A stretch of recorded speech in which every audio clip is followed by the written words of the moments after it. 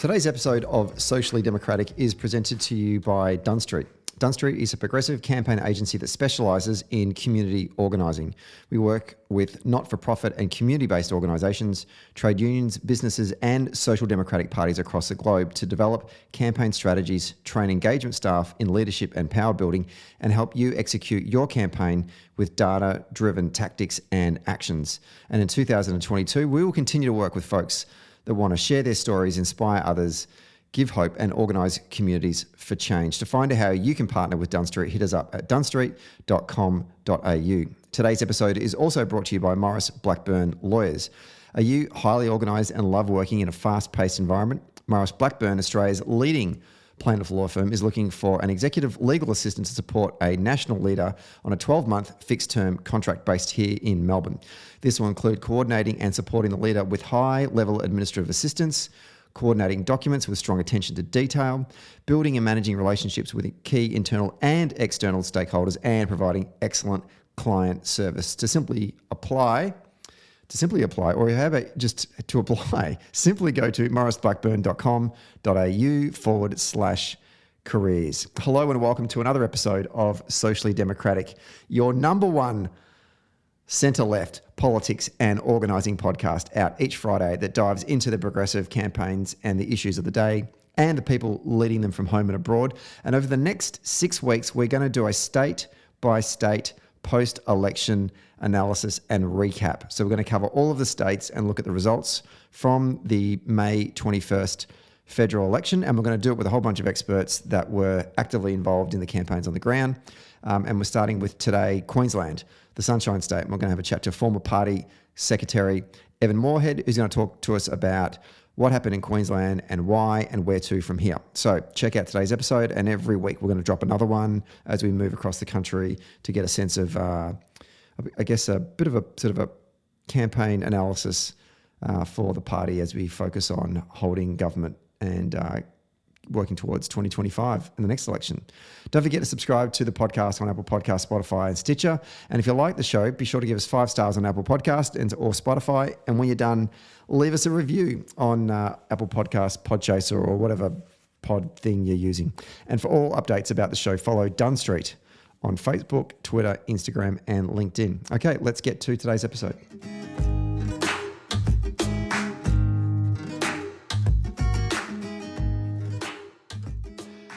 Okay, we're taping this one on a cold Thursday afternoon on the lands of the Wurundjeri people, and to help me break down what is going to be the first of 6 state-by-state post-election debriefs, I'm joined on the line from sunny Brisbane, so hopefully he can bring some warmth through the podcast. The former Queensland ALP Party Secretary, Evan Moorhead. How are you, Evan?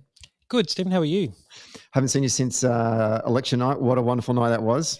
It was a wonderful night. It's always better with Labor in government. Has it really sunk in for you? I mean, you've been around the party for a long, long time as well. How are you sort of like, what I found is, you know, growing up in the 80s, the Hawke Keating years, it felt like that was the norm for us. Yeah, I mean, I turned 18 in 1996, right? So most of my formative time in the ALP was under the Howard government, and everyone was so excited with, you know, it sounded like this sort of new world when Kevin Rudd won in 2007. And like a lot of Labor people, like a broken heart to have us out of government so quickly in 2013 and to have to put up with another 9 years of Libs is pretty soul destroying. And particularly we've had in Queensland a fairly torturous relationship with the federal government, who were deliberately provocative in our direction, sort of took Queensland for granted, I think. So it's sort of been, felt pretty harshly. So having a Labor government and hopefully the return of adult government in Australia is, a pretty new dawn, I hope.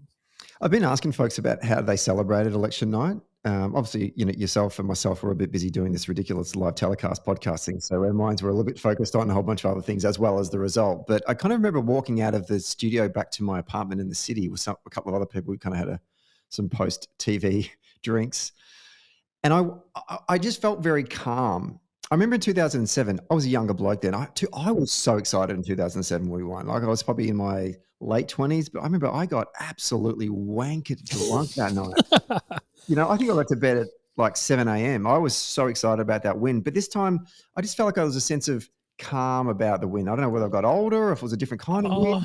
I reckon it's a bit of that, but also I think the collective Labor thinking is scarred by 2019, right? I think we are scarred by the sort of the view that a Morrison government would get re-elected in 2019 after putting on a schmozzle for the preceding 3 years with Turnbull. And I think this sort of view that we and I think probably fair analysis that we behaved a bit in the lead up to 2019 like it was just a matter of time before we were back. And I think you can see that in our campaign this time, right? Like I think the entire campaign had this discipline of winning the election, not counting the victory first.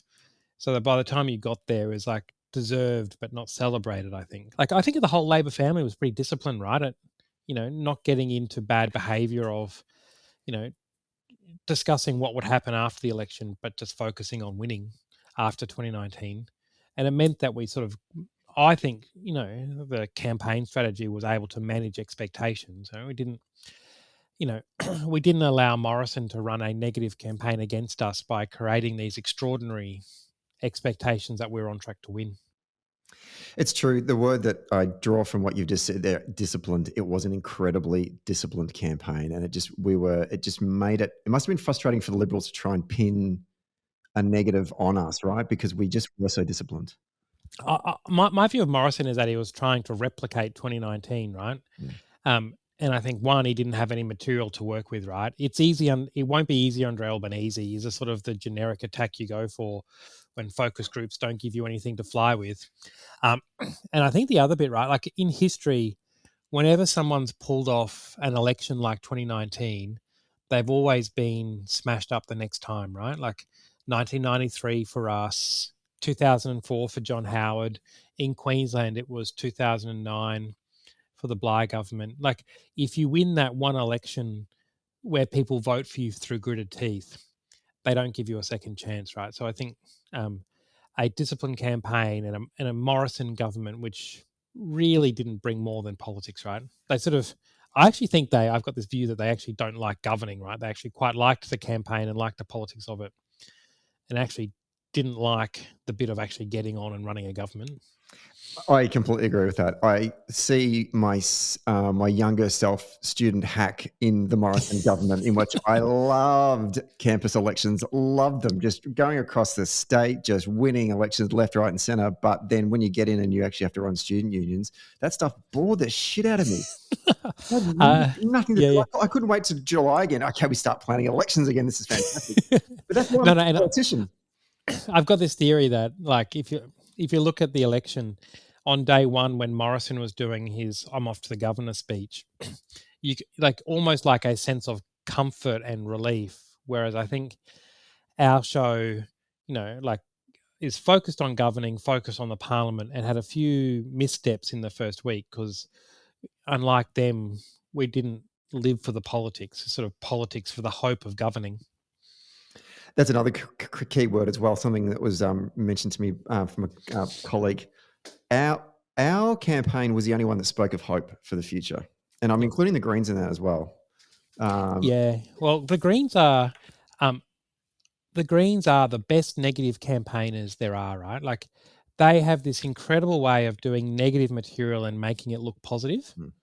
Like they're always campaigning in photos that look happy, that have, pictures of the environment, but they're always campaigning to stop something or fight something or prevent something, right? Like they are very clever at negative campaigning and making it look like something other than that.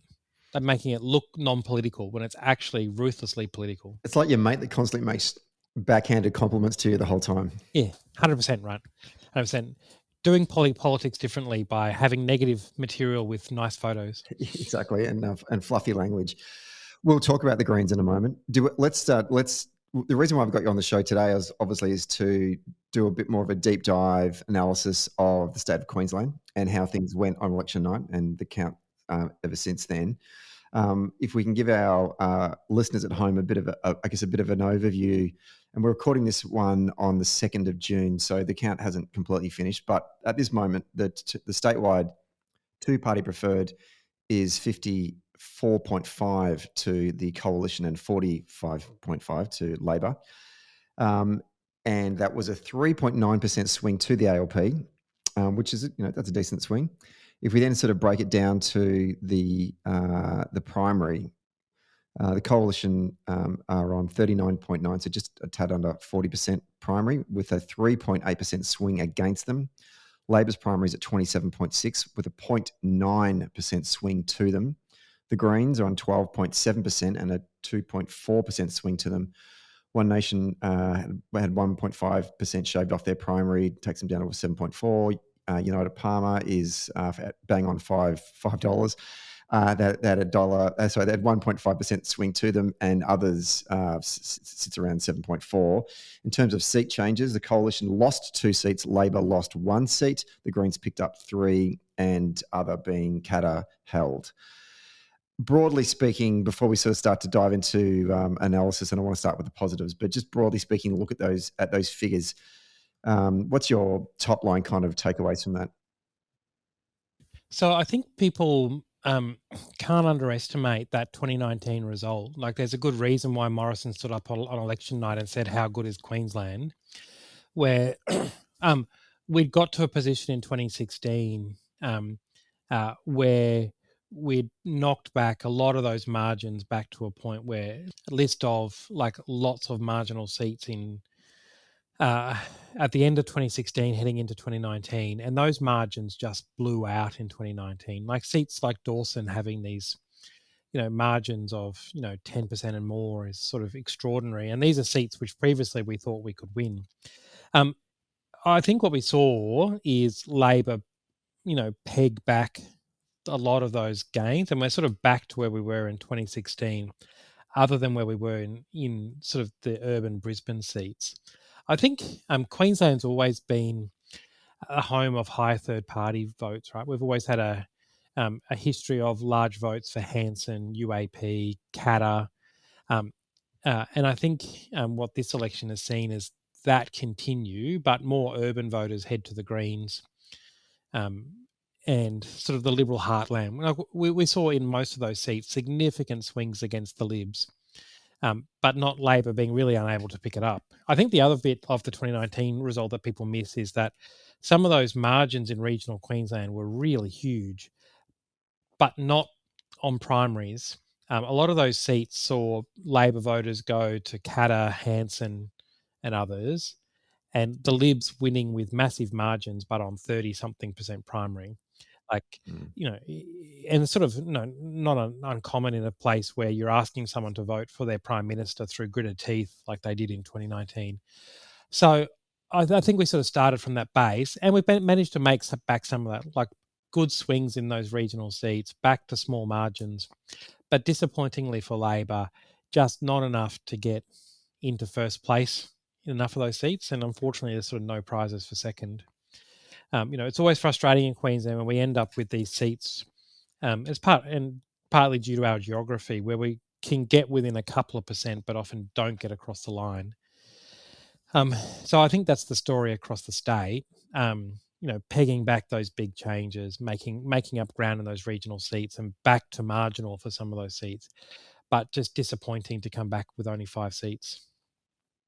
Let's talk about some of the positives from election night in Queensland, and I want to start with the seats that Labor held going into the count. Leaving aside Terry Butler in Griffith, we saw swings to Labor on the night in some of those marginal held seats that Labor held: Blair, Lilly, Moreton. Blair, Shane Newman had a 3.9% swing to him on his primary. Annika Wells in Lilly had a 6% swing to her on her primary. I think in Oxley, Milton Dick had a strong swing to him as well, and Jim Chalmers in Rankin. What do you take away from that? So I think Queensland doesn't have the luxury of having safe Labor seats, unfortunately. Like even seats like Oxley and Rankin have, in recent experience, elections in 2013 and 2016 where they really have come down to the wire. So I think you've got a campaign-hardened team there who really have focused to win those seats. So, like, even though we only have 5 seats, none of them are, safe in the same way that we have safe seats in New South Wales and Victoria. I think you've seen a sort of an urban ring, like we've sort of done well in places in the urban fringe, and urban ring in like Moreton and Lilly, um, where MPs with good local campaign structures as well. Like I got to say, amongst all of those, they've all run strong campaigns from incumbency and have made a big difference, I think. I mean, I'm friends with Annika Wells. She's been on the podcast a number of times, so I do pay attention to a lot of the work that she does. She seems to be working, well, I shouldn't say seem, I know she does. She works tirelessly and has had for 3 years. Is that the same that we can apply to a lot of the other guys that also got swings to them? Yeah, I think, like Annika's 2019 election had a nail-biting finish where she got there in the end. But she has been tireless. I mean, obviously she had the standard set by Wayne Swan before her, right? The same, after losing in 1996, I've never seen someone campaign um, so obsessed as Wayne Swan has in Lilly for all that time. I suspect for Annika, she's probably also got Wayne Swan giving her free advice all the time, which is always helpful too.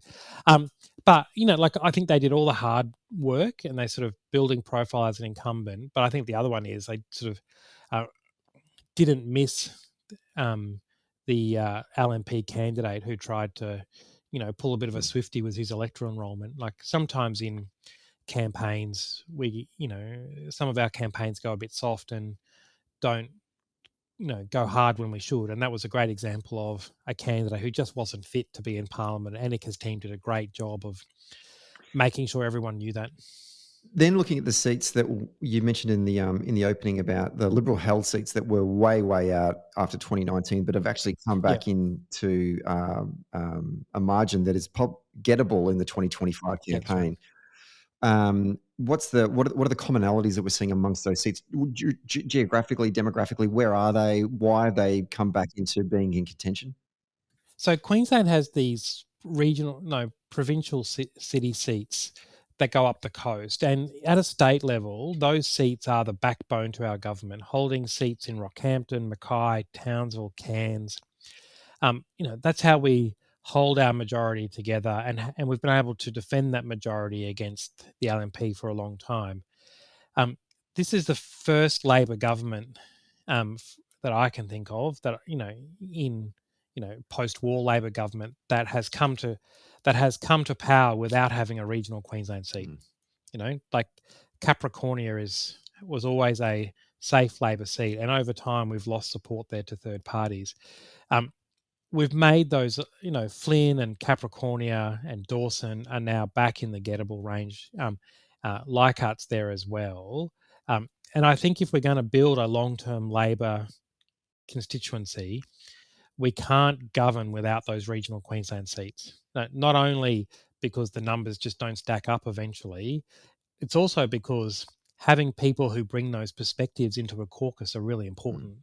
Like, Queenslanders are easily convinced that politicians don't look out for them, and it becomes even harder to give them comfort in that regard when you're only sending people from Canberra. Like Labor can't give up on those seats. Having those great results come in that put those seats back in marginal contention is a good first step. I'm pretty confident, though, that those seats are gettable with 3 years of good government. Like, they are people who are, vote Labor at a state level, are open to voting for us at a federal level, but we've actually just got to put on a good show for them and actually deliver on the things they care about. Actually got to do, roads and infrastructure and job creation in a way that gives them faith that we hear them and we look after them. We've had in the Queensland Labor crew, we've had Anthony Chisholm and Murray Watt and Nita Green in the Senate putting a lot of effort into those places and making sure they're heard. But nothing replaces having a Labor MP for Flynn or Capricornia or Dawson or Leichhardt.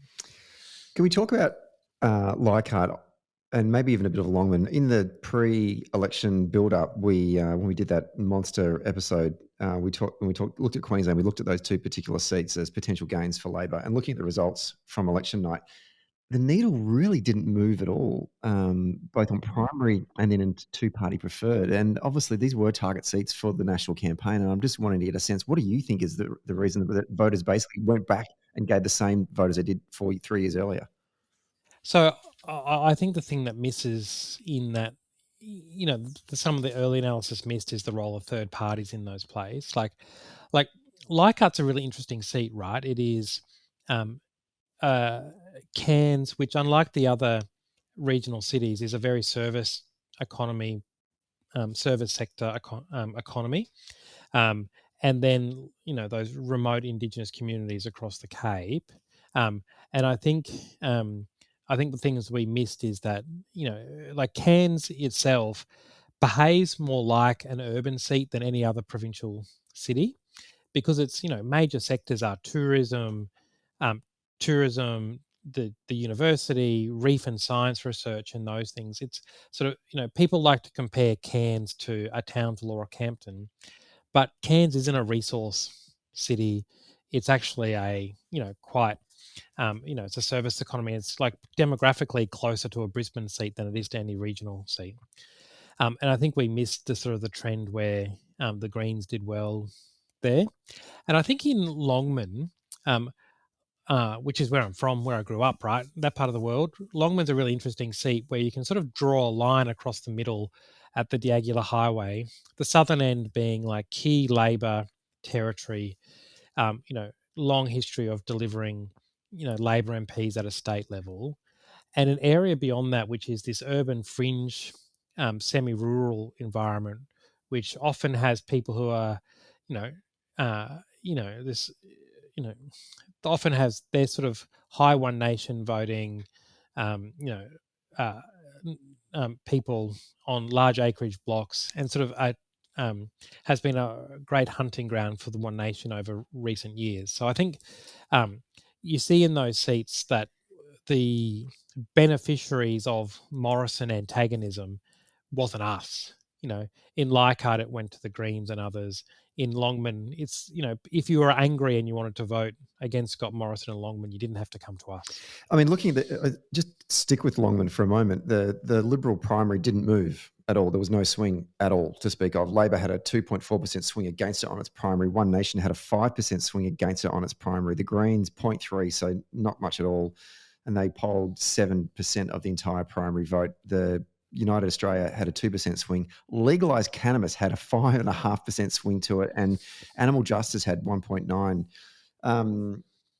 What's legalised cannabis? What's going on there? Well, as a proud Morayfield High graduate, I might be able to explain that. But no, it's I think it's those third party votes, right? Like they're not policy decisions. They are people who feel that no one in politics listens to them, right? Those third party votes are people who want the system to understand that they're not happy with how it's gone, and they want to send them a message, right? So whether it's Palmer on vaccines or Hanson on race or legalized cannabis, it is people looking for an avenue to express their frustration at the major parties. And that's been the case in those urban fringe, semi-rural type places where they don't feel that they get the attention of a capital city, and they don't have the same infrastructure of a provincial city, and often felt forgotten. And I think they sort of take that out.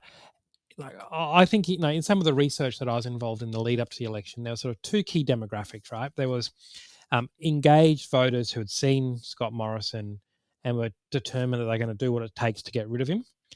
And there was a group of disengaged voters who didn't like Morrison but have incredibly low expectations of politicians and weren't convinced that getting rid of Morrison is necessarily going to make their life better. Mm. So they didn't, their expectations of politicians are so low that they don't necessarily have to participate in the choice for government. And I think that means that lots of people who were angry at Morrison didn't think that moving to Labor was the answer in their life. And I think that's where we've got this job of a Labor incumbent government is the only way that we can get those people. Let's turn now to some of the negatives from the night, and obviously losing the seat of Griffith and Terry Butler. Yeah, losing Terry's a huge loss to Queensland Labor. One of the future ministers of what was going to be a Labor government.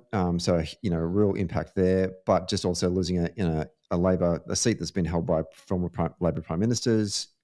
Plus, then losing two other seats to the Greens in the inner city. What's going on in inner city Brisbane? So I think,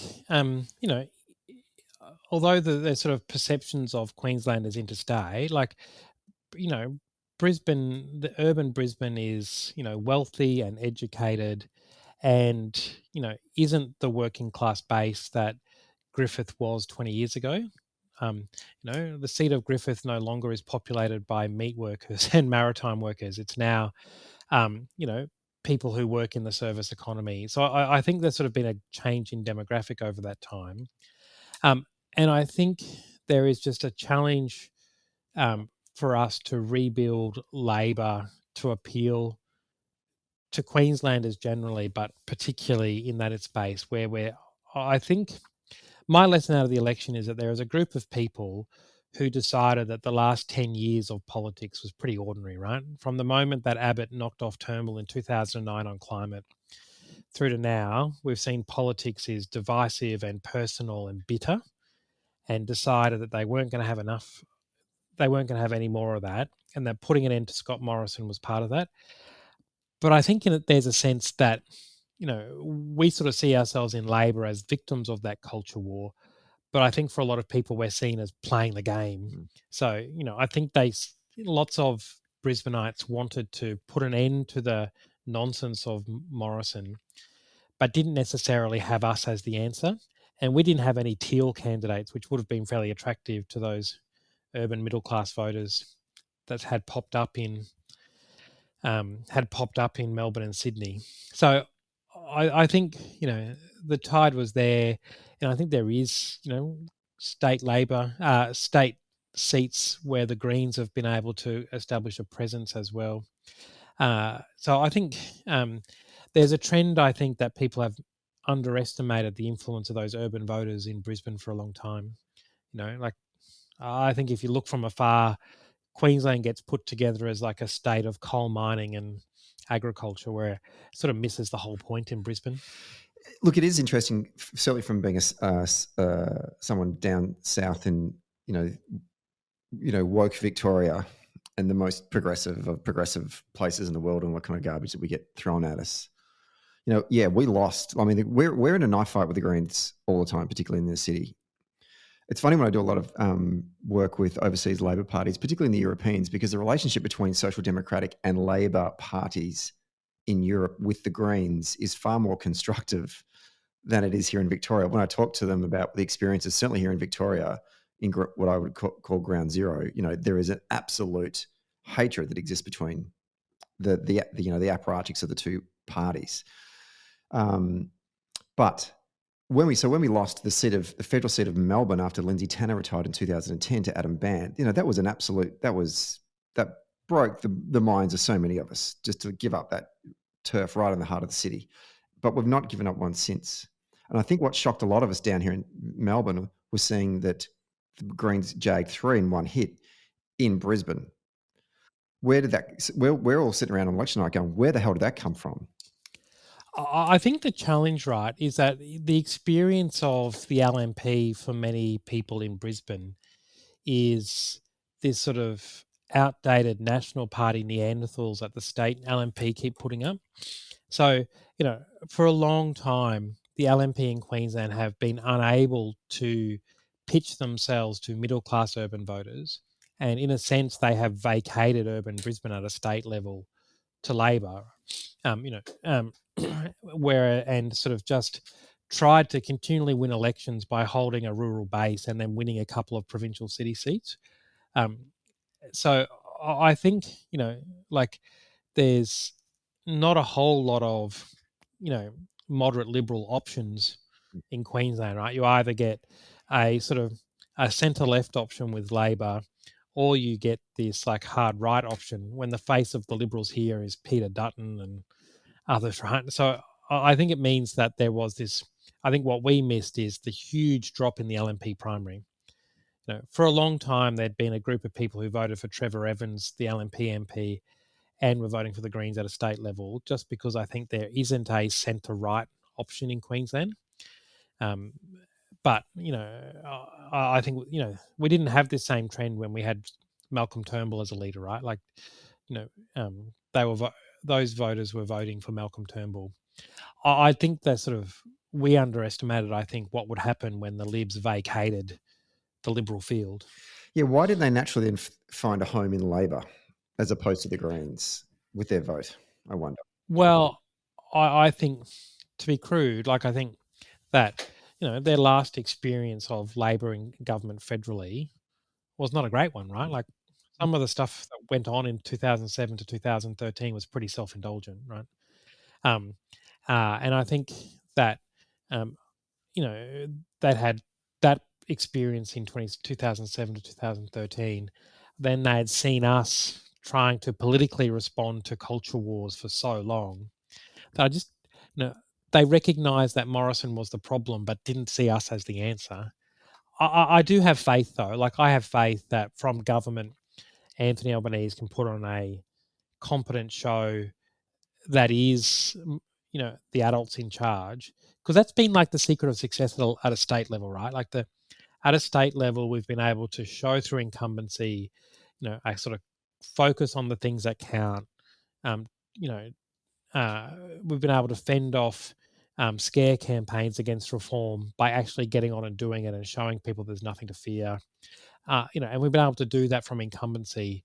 But at a federal level, we haven't got that proof to show people that we're the answer to Morrison being ungovernable and unelectable. I mean, that's a really important point you raised there, Evan, because the experience in Queensland with the state government, Palaszczuk government, experience here in Victoria with the Andrews government. We saw this in WA with the McGowan government, and hopefully we start to see this as well with the Malinauskas government in South Australia, is that when they got in, the things that they said they were going to do, they did, and they did it well. And then the voting public rewarded them with bigger margins in the next election.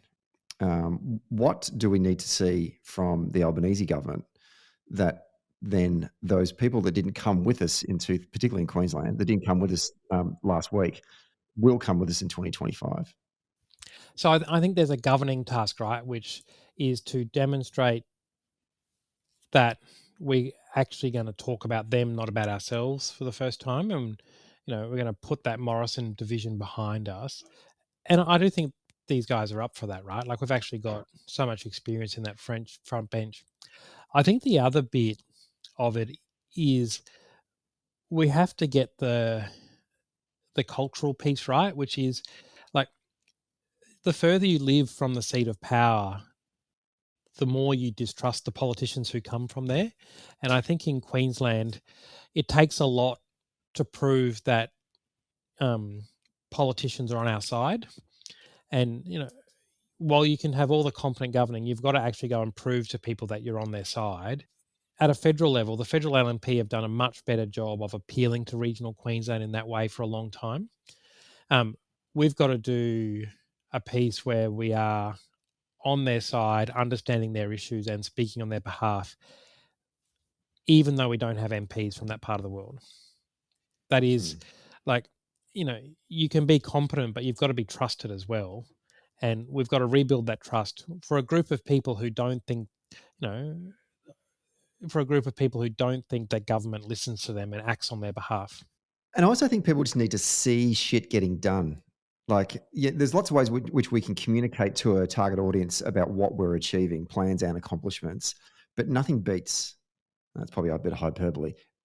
Probably nothing beats, but it certainly is very effective if you're driving around town, whether it be in regional Queensland or in regional Victoria or in urban parts of the country, if you see something getting built and you know that that's your government's doing that. The political tragics amongst us sort of sit back and, often presumed in our discussions are that people are waiting for political information, right? The vast majority of people, and this is sort of a testament of the Palaszczuk government, a style of getting on with the job without the fuss or the fights is actually a really attractive style of government, right? Like, people don't want to have to worry about what Scott Morrison says on TV every day, right? They want to get up and say, all right, I'm going to get on with my life today, and I know that Anthony Albanese he's busy doing his job, so I can get on doing my job.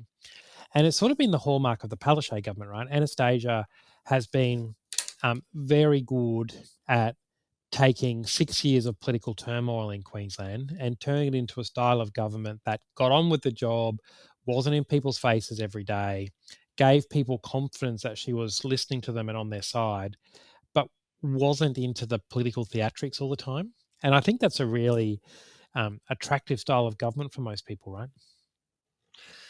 Absolutely. And I think that, the big question, I didn't ask this question, but we've kind of sort of answered it in the way that we've sort of unpacked it, is that why is Queensland Labor so goddamn successful at a state level and consistently as well, yet then we're not at a national level? And I guess the answer somewhere lies in between, about observing what you guys are doing well at a state level, and then are there key lessons for Albo once he starts to sort of bed himself in?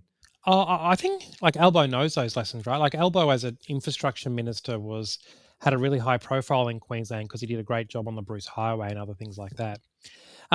I think the lesson is there's one lesson of, using incumbency to demonstrate competence and to deliver on the things that people care about. I think there's another bit of style, which is how we talk to people in a way that respects regional Queensland, acts on their behalf. And I think the other structural challenge for federal Labor, and there is no solution to this, is just the geography of Queensland. Why those regional Queensland seats will always be marginal is that finding 100,000 voters in regional Queensland means you have to have a provincial city that votes Labor and all of the non-Labor voting areas around it put together. So you've almost got this, inbuilt handbrake on seats in regional Queensland. The seat of Capricornia, is built on Rockhampton, but then goes all the way up to the southern suburbs of Mackay and has cane fields and all those bits between it. So that regional Queensland geography means that you're never going to have safe seats for Labor, but they're going to be forever marginal. At a state level, we get to hold all the safe bits of Rockhampton and come back with 2 seats in Rockhampton and 3 seats in Townsville and 4 seats in Cairns. But at a federal level, we don't get any prizes for second. Maybe it's a good argument for some public policy about more population growth and investment in service delivery jobs in those towns, and start to actually grow those populations. Yeah, well, and it was actually like a Labor agenda in the Whitlam government, right? Like lots of government functions were moved to parts of regional Queensland. It's actually one of the most unforgivable things that the Abbott government got away with, like literally cutting 800 tax office staff out of Townsville, like an extraordinary effort. And, how they got away with that. I suppose they didn't get away with it and they lost the seat of Herbert at the next election. But I think there is a Labor agenda for investing in regional Queensland. And at a state level, people in regional Queensland trust Labor governments to invest in their infrastructure, give them the same level of services as Brisbane, making sure they've got good hospitals and good schools. The people of regional Queensland are up for that discussion and want a Labor government to do those things. Well, hopefully we see that in the next 3 years with a new Albanese Labor government starting to invest in those communities and actually start to deliver for them. And then in 2025, all of those seats come tumbling back to Labor. Wow, that would be a great place to be. It would indeed. And we can have you back on the telecast and you can join us and say, well, we've delivered. Well, it has been. When I was state secretary, I sort of, I said in 2016, I said, I want to win Herbert, the seat of and the research at the time said, look, I've had every state secretary sit in front of me for 20 years say they're going to win Herbert, never pulled it off. But I think, managed in Herbert in 2016 to actually make Townsville people angry enough that they vote against things. Townsville people are very good at getting very angry at government. So they, were prepared to vote against Tony Abbott and kick out Ewan Jones. It's good fun. It was your Boothby for the Queensland experience. Yeah, pretty much. Yeah, and actually, like the field campaign being run by a Victorian who, Jackson Hitchcock ran this like fantastic campaign, where this, and particularly even targeting defence communities on the privatisation of defence housing. Like, it's a great example of campaigning in regional Queensland, and people like Jackson did a great job. He's an elite field organiser, is Jackson. Lovely name check. Well, Evan, once again, thank you very much for time coming on the show today, rather, I should say, and best of luck with everything going up in Queensland for the Labor Party. Thanks, Stephen.